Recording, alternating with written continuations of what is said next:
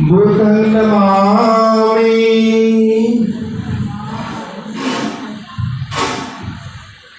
सभी साथ साथ बोलेंगे, जैसे हम करें वैसे करेंगे। पहले मैं बोलूंगा, उसके बाद आप बोलेंगे। धम्मं नमामि,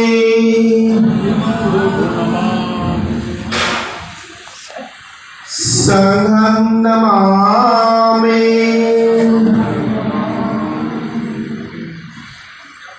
अब परम सदैव भक्ति जी को भी हम 3 बार नमन करेंगे। बुद्धं नमामि,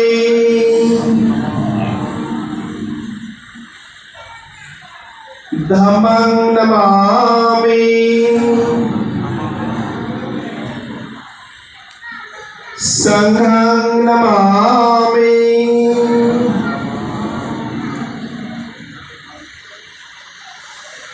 आज तक हमसे जो गलतियां हुई, जो भूल हुई, उनके लिए परम सदैव भक्ति जी से क्षमा याचना करेंगे।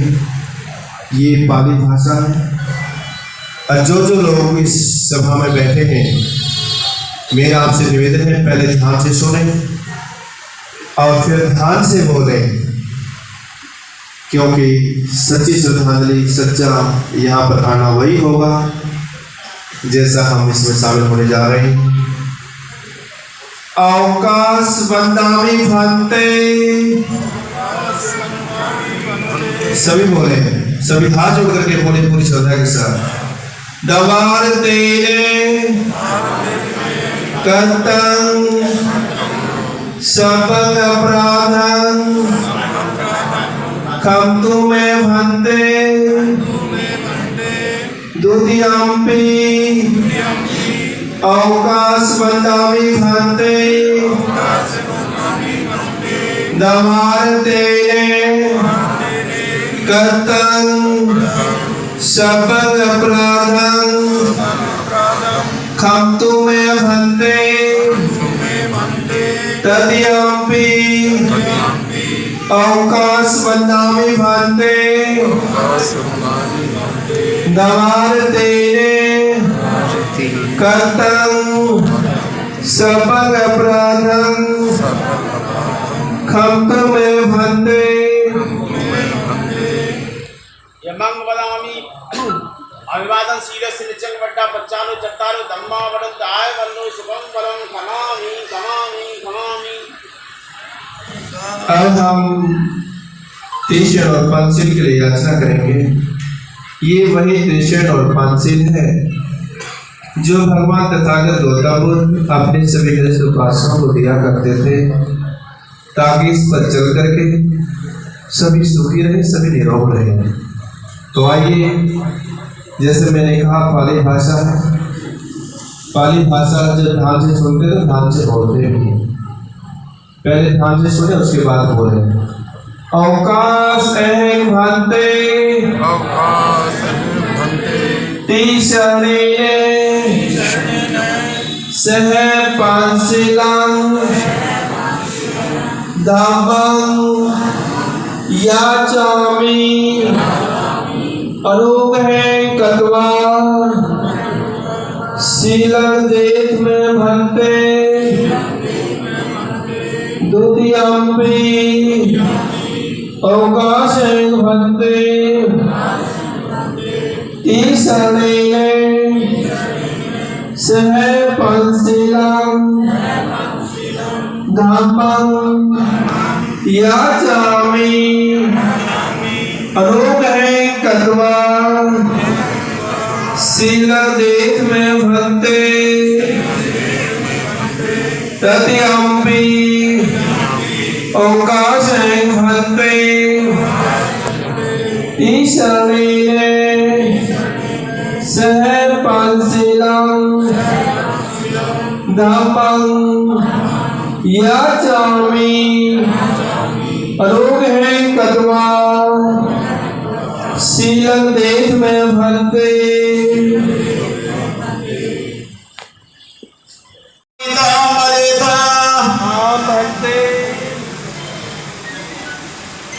नमो तस्य भगवतो अरहतो सम्मा सम्बुद्धस्य। नमो तस्य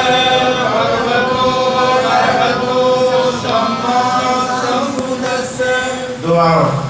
नमो तस्से भगवतो अरहतो सम्मा सम्बुद्धस्से। नमो तस्से भगवतो अरहतो सम्मा सम्बुद्धस्से। अच्छा, ये कृष्ण पंछी है वो मतलब मैं बोलूँ उसके बाद आप लोग मतलब जो उसी को करेंगे, ठीक है नहीं, फॉलो करेंगे उसी को। बुद्धं शरणं गच्छामि, बुद्धं शरणं गच्छामि, धम्मं शरणं गच्छामि, धम्मं शरणं गच्छामि, संघं शरणं गच्छामि, संघं शरणं गच्छामि, द्वितीयं बुद्धं शरणं गच्छामि, द्वितीयं बुद्धं शरणं गच्छामि, द्वितीयं धम्मं शरणं गच्छामि, द्वितीयं धम्मं शरणं गच्छामि, द्वितीयं संघं शरणं गच्छामि, द्वितीयं संघं शरणं गच्छामि, तृतीयं बुद्धं शरणं गच्छामि, तृतीयं बुद्धं शरणं गच्छामि, तृतीयं धम्मं शरणं गच्छामि, तृतीयं धम्मं शरणं गच्छामि, तृतीयं संघं शरणं गच्छामि, तृतीयं संघं शरणं गच्छामि,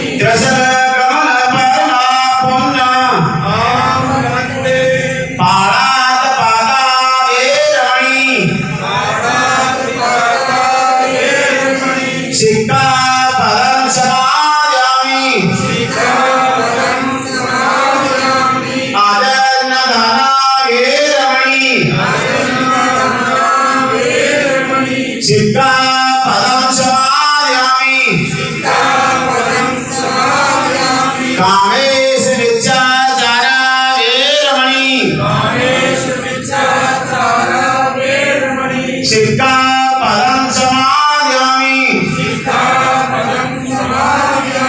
मूषावादा वेरमणि, मूषावादा वेरमणि, सिक्खापदं समादयामि, सिक्खापदं समादयामि, सुरामेव मध्ये, सुरामेव मध्ये, पमादधाना वेरमणि, पमादधाना वेरमणि, सिक्खापदं समादयामि, सिक्खापदं समादयामि, तिरस्करणे सत्यपंची धम्मं सात्वं सुरक्षितं तत्त्वा प्रमादेन शील संपादे तत्त्वं। तीन बार आप लोग नमस्कार करें।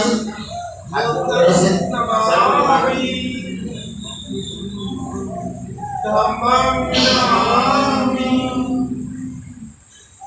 संघं नमामि। जैसे जैसे बोलूंगा वैसे वैसे आपको दोहराना, ठीक है। वंदामि चेत्यं सभं सभ स्थानेषु पठितं शारीरिक धातु महाबोधि बौद्ध रूपं सकल सदा यस्य मूले निषद्नोवा सपारी विजयका पत्तो सविजंत सत्ता वंदेदं बोधपादपं इमे हेते महाबोधि लोकनाथे पूजिता अनिपेते मनुष्यामि बोधि राजा नमस्ते, बोधि राजा नमस्ते, बोधि राजा नमस्ते। बोलिए बड़ गंध गुड़ो पेतंग एतंग कुसुम संतति पूजयामि मुनिंदस्य श्रीपाद श्रीवो गंध संपाद तेन गंधेन सुगंधना पूजनीय पूजन व्यंतन पूजा वादन मुक्तं पूजेमि मुक्तं कुसुमेन नेन पुण्येन मेतं लवामि मोकं थुर्पं मिलायाति इदमवे यथा कायो याति विनाश भावं सुगंधिकाय गंधना अनंत गुण वंदना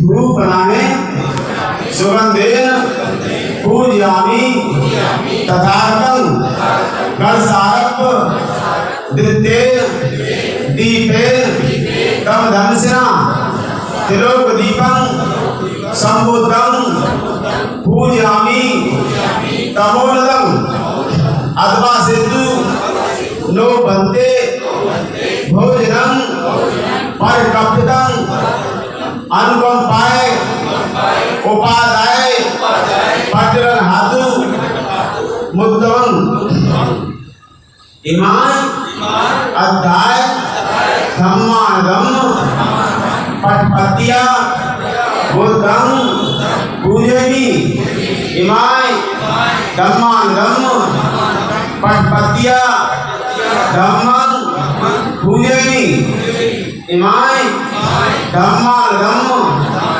पटपतिया संघं पूजयामि अध्याय इमाय धम्मागम पटपतिया जात जरा मरणं परिमुच्यस्यामि तेना पुण्यकर्मेण मामे बाल समानो सद समानो याव होतु निर्वाण पत्ति हेतु च देवो वसतो काले सस्य संपत्ति हेतु च हितो भवतो लोको च राजा भवतो धम्मिको और साधु साधु साधु हम लोग करेंगे जो आप ये जो कार्यक्रम हो रहा है इसको कुछ समझो आज मोटी मोटी बातें उनके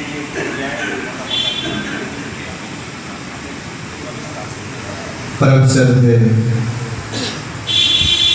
परिनिर्वाचित जिले सिंह बोला जी जो हमारे बीच से 31 जुलाई 2022 पिछले रविवार को चले हैं, उनकी याद में परम श्रद्धेय मंत्री जी ने हमें त्रिशैन और पंचशील दिया है। ये वही त्रिशैन और पंचशील है जो भगवान बुद्ध अपने सभी गृहस्थ उपासकों को दिया करते थे ताकि इस पर चल करके सभी सुखी और निरोग रहें। भगवान बुद्ध ने कहा, मैं मुक्तिदाता नहीं हूँ, मैं मार्गदाता हूँ, मैं रास्ता बता सकता हूँ, चलना स्वयं पड़ेगा। तो इन्होंने जो रास्ता बताया हम सब गृहस्थ उपासकों के लिए वो पंचशील का रास्ता है। पंचशील 5 नियम है। एक समय था जब समस्त भारत में पाली भाषा हुआ करती थी और इस 2500 सालों से आदरणीय भिक्षु सिंह ने इस पाली भाषा को बचा करके रखा और उसी पाली भाषा में परम श्रद्धेय भंते जी ने हमें पंचशील और त्रिशैन ग्रहण कराया। अब मैं इस पंचशील का हिंदी में अनुवाद करना चाहता हूँ ताकि हम सब की समझ में आ जाए। किसी बात को इसलिए मत मानो किताबों में लिखी है, किसी बात को इसलिए मत मानो, बड़े लोग कह रहे हैं, किसी बात को इसलिए मत मानो, दर पीढ़ी दर चली आ रही है, किसी बात को इसलिए मत मानो कि भारी मात्रा में भीड़ कर रही है। उसको आप पहले देखो, उसको जांचो, परखो। अगर वो बात आपके निर्णय पर सही उतर जाती है तो उसको मान लो, वरना छोड़ ही दो। ये बुद्ध की शिक्षाएं हैं। अभी पहला शेर भद्रे जी ने दिया, पाणाति पाता वेरमणि शिखा पलंग समाधियामि। मैं एकांत किसी भी जीव की हत्या नहीं करूंगा या करूंगी, ऐसी शिक्षा ग्रहण करता हूं या करते हूं। यदि हम किसी जीव को पैदा नहीं कर सकते तो उसे हमें मारने का भी अधिकार नहीं है। इसलिए भगवान बुद्ध ने यही कहा। बुद्ध से पहले जब भी कोई कार्यक्रम होता था, यज्ञ होते थे, तो वहां पर पशुओं की बलि दी जाती थी हर यज्ञ में। और एक जगह तो ऐसी थी जहां आमेर का किला है, वहां नर बलि भी दी जाती थी। वो नर बलि दी जाती थी, वो किसी गरीब आदमी को पकड़ा जाता होगा, उसको वहां पर चढ़ाया जाता होगा, कोई राजा महाराजा की बलि तो दी नहीं जाती थी। इसलिए सबसे पहला काम बुद्ध ने यही किया कि आप हर प्राणी पर दया भाव रखिए, करुणा मैत्री रखिए, जियो और जीने दो। तो ये पहला संदेश। लेकिन कुछ जीव ऐसे होते हैं जिनका स्वभाव बहुत खतरनाक होता है। उदाहरण के लिए, गली में चलते हुए अगर पागल कुत्ता आ जाए, वो जिसको भी काटेगा उसका जीवन बर्बाद कर सकता है। इसी तरह से घर में सांप आ जाए, वो जिसको भी डस मारेगा, डसेगा, उसका जीवन भी खत्म हो सकता है। ऐसी परिस्थितियों में यदि जहाँ मनुष्य का जीवन खतरे में हो, तो वहाँ पर उनको अगर मारना पड़ जाए तो वो पाप नहीं होता। लेकिन अगर कोई पागल कुत्ता रास्ते से जा रहा है तो जाने दें, हमें कोई परेशानी नहीं है। अगर कोई सांप किसी खेतों से जा रहा है या दूसरी जगह से जा रहा है तो हमें कोई किसी किस्म की परेशानी नहीं है। ऐसा पहला सीन है जो भगवान बुद्ध ने हमें दिया है। दूसरा सीन, अदीना दाना वेरमणि शिखा पलंग समाधियामि।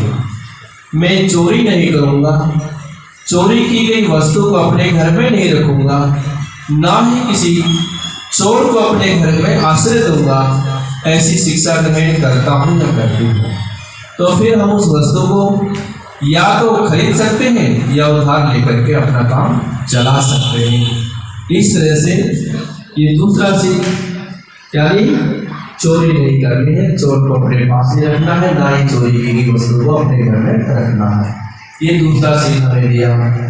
और तीसरा सीख जो हम सब के गृहस्थ लोगों के लिए बहुत जरूरी है, कामेषु भिक्षाचारा वेरमणि शिखा पलंग समाधियामि।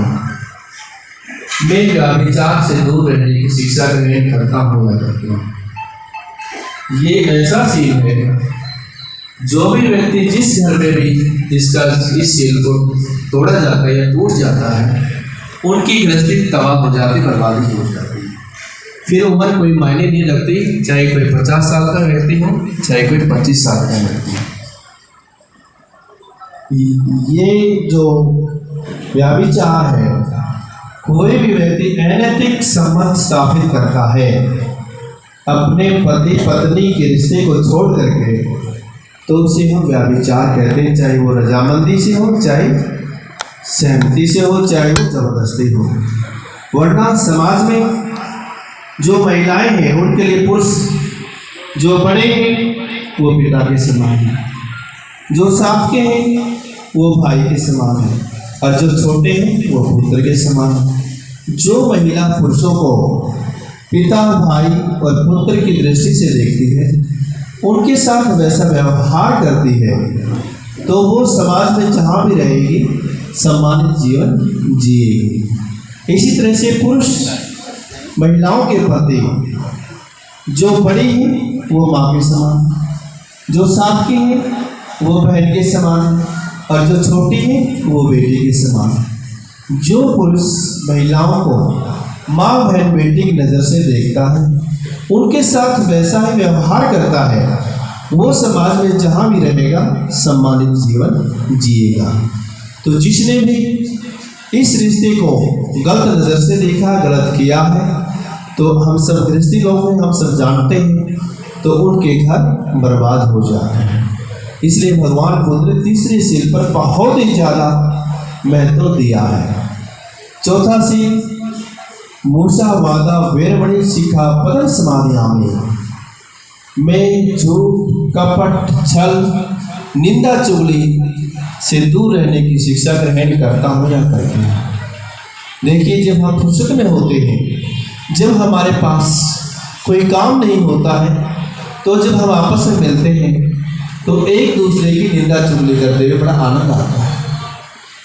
हम अपने इन निंदा चुगली में इतने लीन हो जाते हैं कि इधर उधर की बातें में इतने लीन हो जाते हैं कि हमारे कई बातों विशेष बातें घर की भी रह जाती हैं, और जिसके बारे में हम निंदा चुगली कर रहे होते हैं, जब हमारी वो बातें उसके पास पहुंचती हैं तो वो हमें या तो गाली देगा या हमारे साथ लड़ाई करेगा, और जिससे जो घर में शांति है वो कलह कलेश के रूप में आ जाती है। हम बगैर किसी के इन बातों में पड़ जाते हैं, जिसके कारण छोटी छोटी बातें बतंगड़ बढ़ जाती हैं, लड़ाई झगड़े हो जाते हैं, दंगे फसाद हो जाते हैं। इसलिए भगवान बुद्ध ने सत्य का मार्ग दिया, किसी बात को जैसा सुना व देखा जाए उसे वैसा ही कहना सच्चाई है। ये चौथा है। पांचवा सील, सुरा मेरिय मज्ज प्रमाद ठाना वेरमणि शिखा परम समाधियामि। मैं किसी भी प्रकार की कच्ची पक्की शराब और कोई भी नशीली वस्तु धारण नहीं करूँगा या करूँगी, ऐसी शिक्षा ग्रहण करता हूँ या करती हूँ। भगवान बुद्ध ने कहा, तुम शेर के सामने जाओ तो घबराना मत, तुम पहाड़ पर चढ़ो तो घबराना मत, लेकिन जब शराब के सामने जाओ तो बच के रहना, क्योंकि शराब अनाचार और व्यभिचार की जननी है। तो जिस घर में शराब का सेवन होता है वहाँ पर अनैतिक कार्य होते हैं, अव्यवहारिक बातें होती हैं, जिसके कारण शराबी व्यक्ति घर में आता है, गालियाँ देता है, घर वालों को परेशान करता है, और कई बार तो हम रोज अखबारों में देखते हैं शराबी व्यक्ति खुद भी बच जाता है और परिवार को तबाह कर देता है। इसलिए हमें शराब से बच करके रहना चाहिए। और इन्हीं 5 सीलों को परम श्रद्धेय बाबा साहब अम्बेडकर ने 14 अक्टूबर 1956 में नागपुर की धरती पर अपनाया था। और इन्हीं 5 सीलों को बाबा साहब अम्बेडकर ने 5 सीलों को संविधान के अंदर कानून बना दिया। वो कानून बना दिया। अब देखो, यदि कोई व्यक्ति किसी की हत्या करता है, लड़ाई झगड़ा करता है, तो उसके ऊपर धारा लागू हो जाती है, अरेस्ट हो जाता है। अगर कोई व्यक्ति चोरी करता है, चोरी की एक वस्तु अपने घर में रखता है या चोर को अपने घर में रखता है, उसके खिलाफ भी कार्रवाई हो जाती है। अगर कोई व्यक्ति गलत काम करता है, किसी माँ बहन को गलत नज़र से देखता है, गलत बोलता है, गलत करता है, तो उसकी भी कार्रवाई हो जाती है।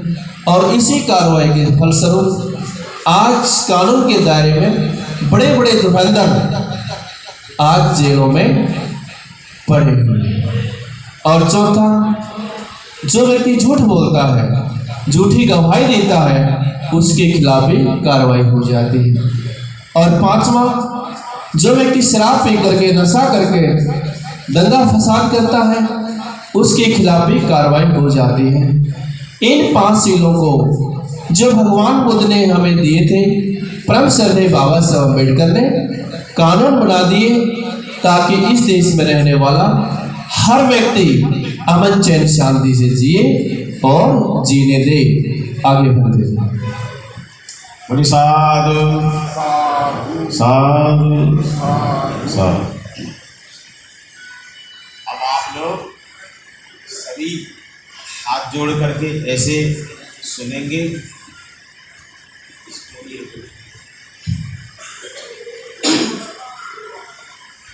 और बीच में कोई मेरी विनती है जैसे कि हम लोग पैर कर लेते हैं आगे वाला, ये आगे के लिए पैर नहीं करने का, और बीच में कोई शोर शराबा, कोई बातचीत नहीं करने का, ठीक है नहीं। ये मेरी विनती है, क्योंकि अब आगे जो वो है परित्राण, और परित्राण बहुत अनमोल चीज़ है।